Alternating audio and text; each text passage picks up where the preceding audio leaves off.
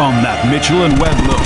You're a woman, Joyce. A beautiful, sexual woman. You're fine with the nudity, aren't you, Dad? He said what? I vowed never to use my powers. My kind have harvested the souls of 1 million peasants.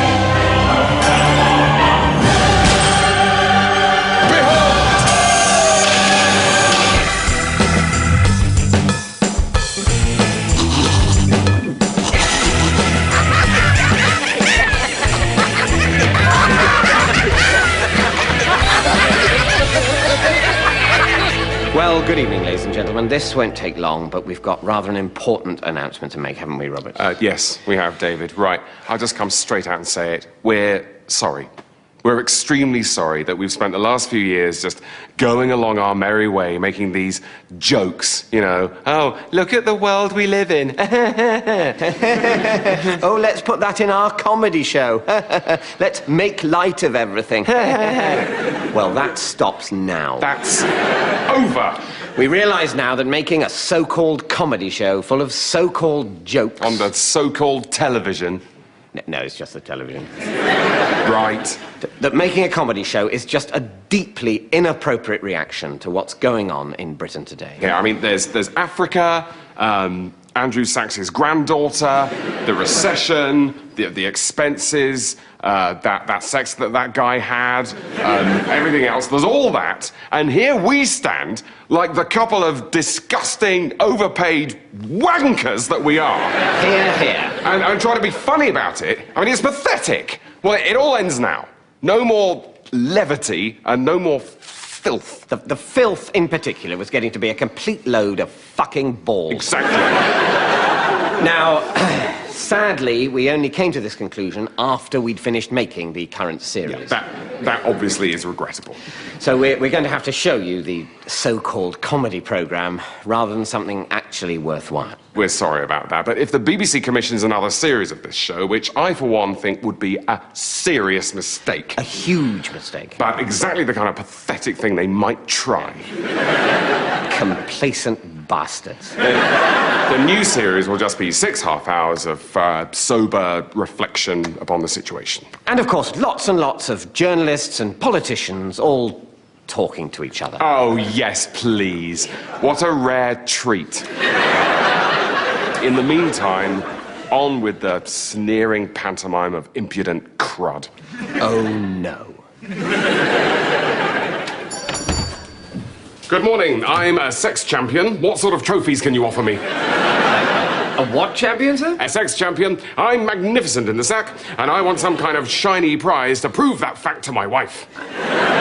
Right, well, I tend to specialise in sports trophies, sir. Football, rugby, darts, that sort of thing. So I need to commission a sex trophy of some kind. Well, I don't actually make the trophies, sir. I just buy them wholesale from a company in China. This isn't the kind of can-do attitude I'd expect from a small businessman in today's economic climate. You should be grateful for my custom. Well, perhaps I can improvise something suitable. Well, make sure it looks good. I don't want some tatty half-baked sex trophy. I want quality. Of course, sir. Well, how about this for starters? This is one of our top-of-the-range snooker trophies. See how the little plastic man is bending over the table? Yes. He's quite attractive, isn't he? Well, as little plastic men go, I'd say he was one of the better-looking ones, sir, yes. Well, that's good. He could represent me. Just what I was thinking, sir. And, here, have a look at this ladies' badminton trophy. See how the little plastic lady is positioned? She looks dirty. I'm sure she is, sir. You know what they say about badminton players? So if I just snap her off there and then jam her in between the snooker player and the table, it looks like they're in some sort of erotic clinch. It does, doesn't it? They look like they're having a whale of a time. One top-of-the-range sex trophy, sir. Oh, there you are, darling. I've been looking all over the... Well, what's that? It's my sex award, remember? Just in from China. I thought you were making that up to impress me. Nope, won it fair and square by being the best in the world at shagging. Oh, gosh, we should probably get home then, shouldn't we? Come on.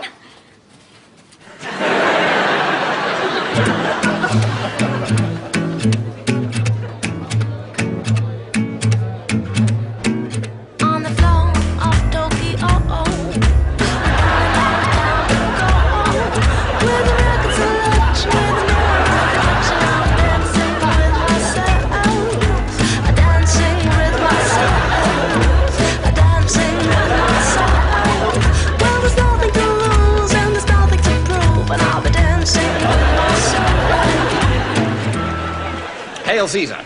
Hail Nicholas. No, you don't hail me. Sorry, right. Sorry. Shall we try that again?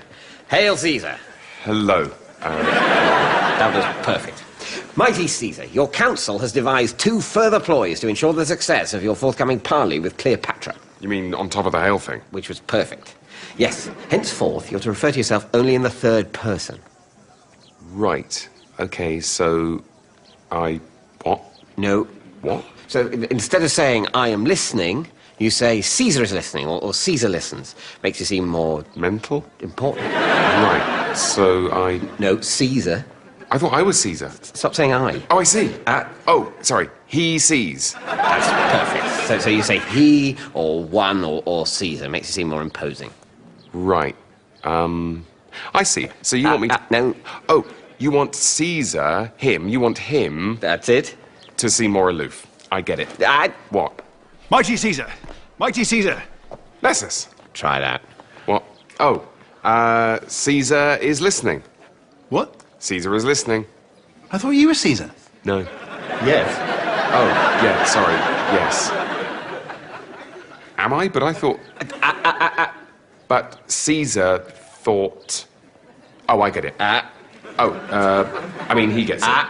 He means he gets... Okay, Caesar, from now on, every time you forget to refer to yourself in the 3rd person, I'm going to blow on this reed. I don't. Caesar understands. What's this 3rd person? New protocol. Ah. You bring news. Mighty Caesar, I bring you news. He brings you news. He brings... Sorry, him news. Nessus. Are we... No. He... Sorry, is it... What? What are you doing? We're all referring to ourselves in the 3rd person. Yes. No. Are we? I mean, them. That was perfect. No, you refer to yourself. I refer to myself. He refers to himself. Who, me? No, me. I mean, him. Caesar. Oh, are you Caesar? Me. Oh, I see. No, you're Caesar. Me? No. You. You, Caesar. Me? What? Oh, I get it. Shut up. No, it's very simple. Caesar is... Oh, I'm... He's Caesar, and I'm... him. He's... And you're... Who? Caesar. Can't we have a gong if we get it right? No. Nicholas, just out of interest, what was the second piece of counsel for the forthcoming parley with Cleopatra?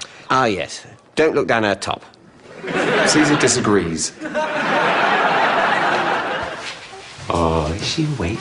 Did we have a lovely sleep? We did, didn't we? We had a lovely little snooze. Shall we put on your pretty dress? Oh, your pretty dress. Ready to go to the park?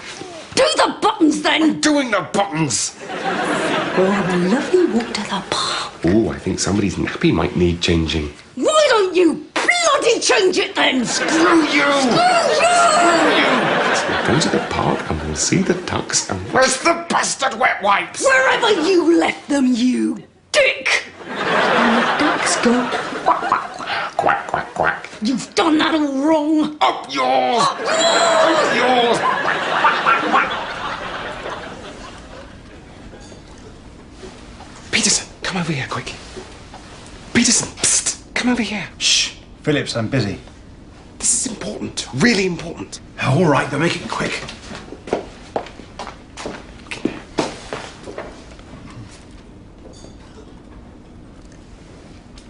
Is that what I think it is? That's the effect of PWT4 on advanced amyloid proteins on the affected brain tissue. A significant shrinkage. A cure for Alzheimer's? It could be. Everyone, we could be on the brink of a massive breakthrough. Colin, guard the door. Stop it, you lot. Get back to your workstations. Monsieur Garnier will be furious if he sees what you've done. Be quiet, Leslie. This is exactly why I got into science in the first place. He's coming.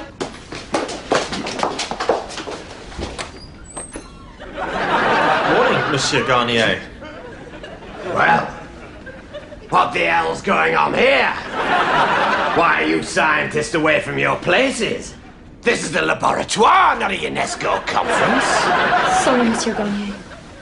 And Phillips, what have we got here? I hope for your sake it's something new for the Garnier Fructis range. It isn't, Monsieur Garnier. It's... What's that, Philip? It isn't, Monsieur Garnier. It's a potential cure for Alzheimer's, and... I get it. I get it. It's this again! Now listen up, scientists! And listen good! This is my laboratoire, and what I say goes! I don't want you lot wasting your time with medicines and whatnot! We went through that with Peterson and his perpetual motion device! I ask you, does perpetual motion add anything to the Garnier Sleek and Shine series? Well... No, Monsieur Garnier. And what do we want? New product in the Nutrice collection? Bang on, Leslie! And the invention of the word Nutrice, which sounds like nutrition but doesn't guarantee it, it's one of the best things you've ever come up with. But, Monsieur Garnier, we're scientists. We need to change the world. You've got the best scientific equipment money can buy. You employ 3,000 research staff. We've created 521 patents.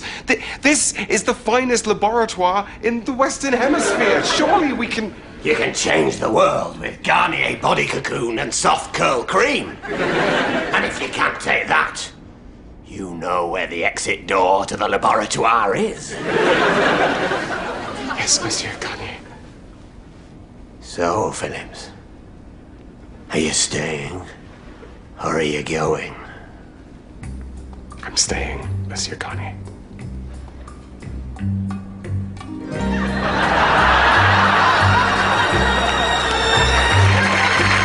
Take care. Bargains, bargains, bargains. All this week at Diddle-de-dee. There's only 1 week left before the new Trade Descriptions Act comes into force, and that means it's bargains, bargains, bargains week at Diddle-de-dee. Like these popcorn bacon octopus shapes in glitter, only 99p. This butter-coloured sandwich dressing, only 99p. And 12 litres of value water, now with no bits, only 99p. You can taste the savings at Diddle-de-dee.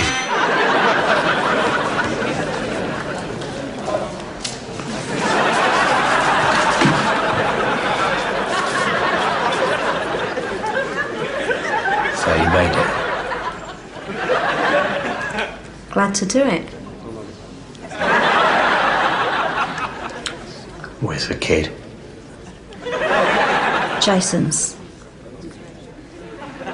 Jason's. He's helping out. Oh. Right.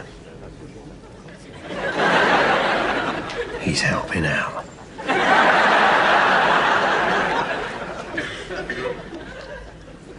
Susan asked after you. Who? Susan Levy. Oh, right. Susan.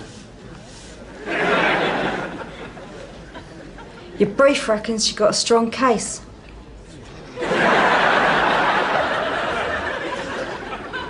Does he?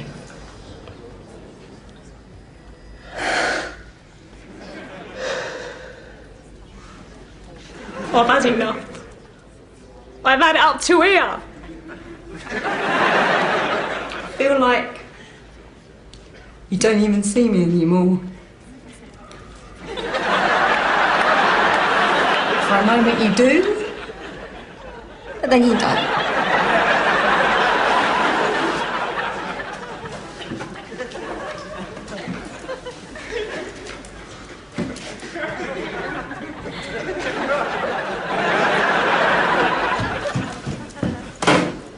What's going on? I want to tell you how I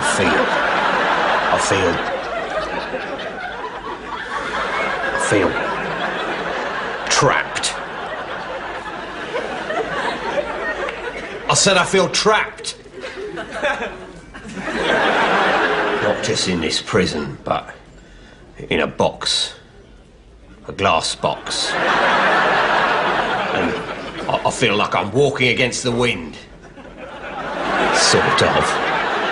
And And I feel like I'm dragging myself up with my 2 hands from this swamp. But I'm carrying this heavy weight, and I just wish I could turn it into a balloon and let go. But I feel like I'm being attacked by a swarm of bees. And I just wish I could show you how that feels. But I can't, because I'm shit.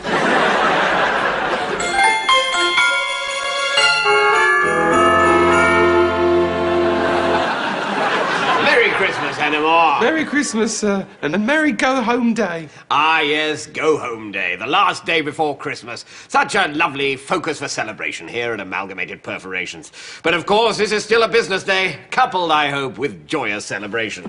Freshen your nog? Don't mind if I do, sir. But typically there's been a last-minute crisis. We're on the verge of clinching a big deal with the Nigerian government. Niger area, sir. Yes, it's in the Niger area. Nigeria? How much of that have you had? Yes, the Nigerian High Commissioner and a delegation of Nigerian dignitaries will be here at 4. They're a tremendously Christian people, Hennemore, and morbidly obsessed, even at this time of year, with the death of Christ for all our sins. So, obviously, in honour of the occasion, I've commissioned an enormous crucifix. Praise Santa. I was going to get you to organise a traditional Nigerian dark chocolate Jesus to be hammered onto it with butterscotch nails. But I thought, knowing you, will only end up with some sort of marzipan Buddha. Very wise, sir. On an unrelated note, the sexy ladies of the typing pool, incidentally, watch this.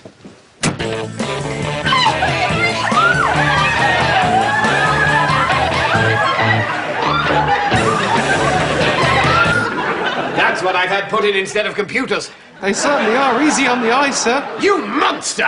They're human beings, Hennemore. Quite right, sir. Anyway, those crumpets will be holding their annual reading of A Christmas Carol and Christmas pudding eating go-home day afternoon in their typing pool next door.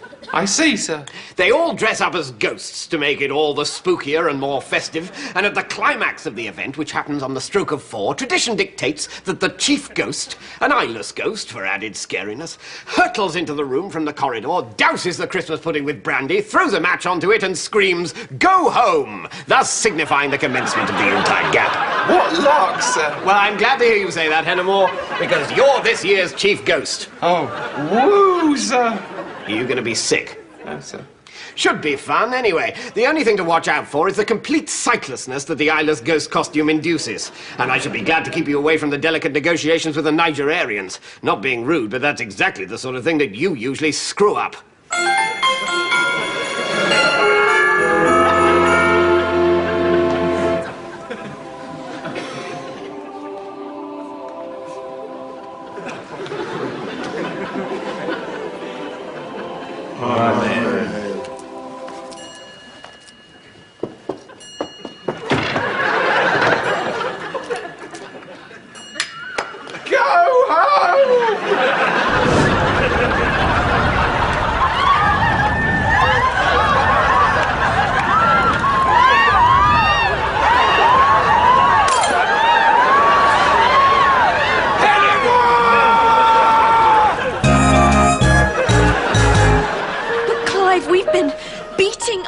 Against this for months and months now, and I don't see an end to it. There's no end to it.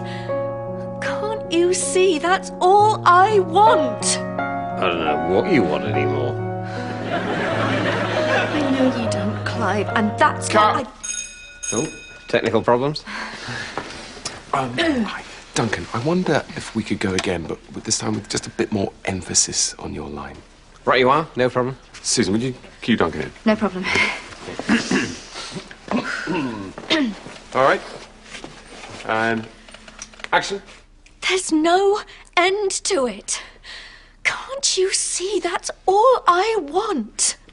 I don't know what you want anymore. I know you don't, Clive. And that's what I... Oh, that was wonderful. It's really chilling. Thanks. It's great. I wonder if, just for me, we could rehearse that line a few times. What we're trying to get across is that for you, in this relationship, you've just reached this hopeless point, and I think we've all been there, where you've just run out of options. It's like, I don't know what you want anymore. I don't know what you want anymore. Good. even more. It's like, I don't know what you want anymore. I don't know what you want anymore. Lovely, and it's definitely going in the right direction, but just really committed. I don't know what you want anymore. I don't know what you want anymore. Mike, maybe I can help. Duncan, I think what Mike's looking for is something a bit more... I don't know what you want anymore. Is that the kind of thing? Yeah, not quite. Not quite. If anything, it's more, I don't know what you want anymore! I don't know what you want anymore. I don't know what you want anymore. I don't know what you want anymore. I don't know what you want anymore! I don't know what you want anymore. I don't know what you want anymore. Right, it's tricky, isn't it? Shall we? I think we're probably... Let's just cut the line. It's not working. Mike, I'm doing my best. I really am. It's just... I don't know what you want anymore. You're watching the British Emergency Broadcasting System. Do not be alarmed by the smell. It's 17,000 new British hours since the event, and time for the quiz broadcast.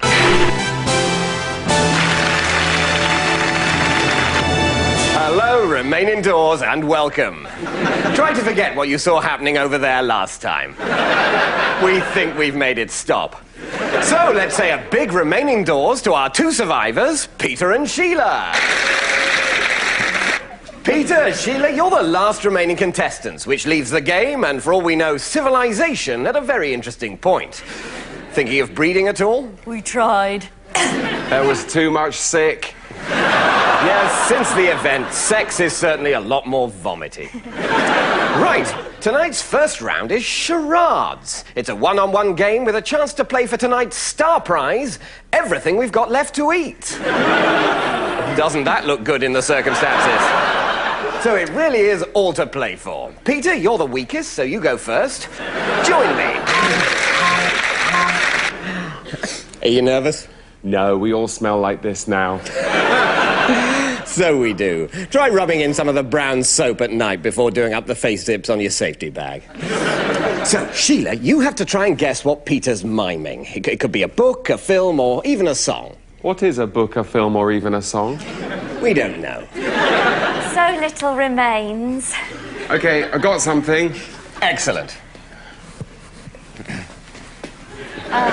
One word. Oh, no, 2 words. It's second word. Oh, first word. The something. Good luck. What's he thinking of? Second word, 2 syllables. Second syllable, up. Outdoor land. Ceiling, light, stain, vent. The something vent. The vent. The... Yes? Oh no. Not that. I can't say it. I need an answer. But if I say it, I might summon it. Gonna have to hurry you. Peter can have the food. Yay! What a good sport. Oh, your wife called and said she might pop in on the way home. My wife? What? Your wife, David.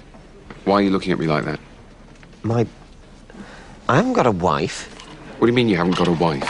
Have you gone mental again? No. Have you? No. Well, what are you playing at then? Your wife left a message saying she... Stop saying my wife. I haven't got a wife. Look, don't take it out on me. If things aren't going well between you and your wife... Right, so who's my wife then? What? Who's my wife? Who am I married to? Keeley Hawes. Keeley Hawes? Yes. Keeley Hawes is my wife. You're a lucky guy. Sorry, Keeley Hawes, the actress who used to be in Spooks? Yes. And who married the guy who also used to be... No. Well, yes, but they split up, and then she married you. Last year, it was in the papers.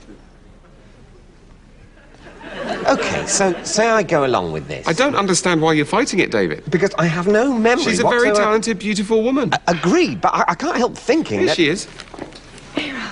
Hi, darling. Listen, it's just a flying visit. Bloody Andrew wants me to go in and read something for him, but there is last night's risotto in the fridge and that nice wine that Sarah bought us. And don't forget the man's coming about the tree. All right. See you later. See? Well, I never. Yeah. Right. I might go for a nice fly. Oh, hang on. This is a dream, isn't it? Of course it's a dream. You dreamt the whole thing. Hey, I'm flying, David. Why aren't you flying? I can't fly. What do you mean you can't fly? It's your dream and you can't fly. Come on, David. Why can't you fly? Yeah, David. Come on, I'm your dream woman. Come and fly with me. You're not my dream woman. What? Oh, that's nice. I'm sorry, but just because you happen to be in a dream... Oh, that's really nice. Are you all right, Keely? Well, I mean, I'm a bit... Well, you bastard. It's not my fault. Come on, Keely. Let's fix you up with Martin Freeman. Really? Yeah. Which means a better outcome for everyone. Ladies and gentlemen, that concludes my presentation on the Healthy Homes and Hospitals programme, or HHH. Any questions?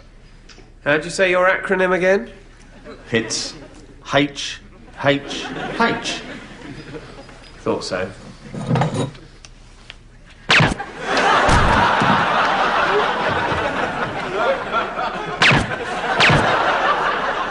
Bloody hell! You just shot Ian. It's pronounced H, not H. You can't shoot him just for that. I just did. Anyway, it's my company. I can do what I like. But we all signed the No Bullying in the Workplace pledge, which specifically bans physical violence. What did you say? I said it specifically bans physical violence. It's specifically, with an S, specifically. Bloody hell, Tony. Will you stop shooting people for saying things wrong? You, what are you drinking? Coffee. What type? It's an espresso. The word is espresso. Stop it, Tony. Oh, come on, Luke. You know very well I killed my own wife for ironically saying mispronunciation. If I apply rigorous standards at home, I see no reason why the same standards shouldn't apply in the workplace. Why do you have to shoot them? Why can't you just sack them? Oh, I never thought of that. Yes, I suppose I could. It's just the red mist tends to descend whenever I'm confronted with ignoramus. Actually, Tony, I think you'll find it's ignoramuses. What? It's from the Latin, we are ignorant. That makes it a verb, not a noun. Oh, no. What have I done?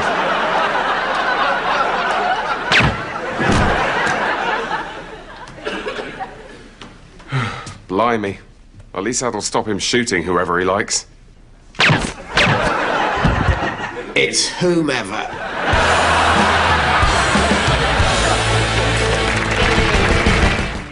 Mitchell and Webb back with more this Tuesday night at midnight. Tomorrow morning at 10, we'll see you on the tee for live coverage of the Open at St Andrews.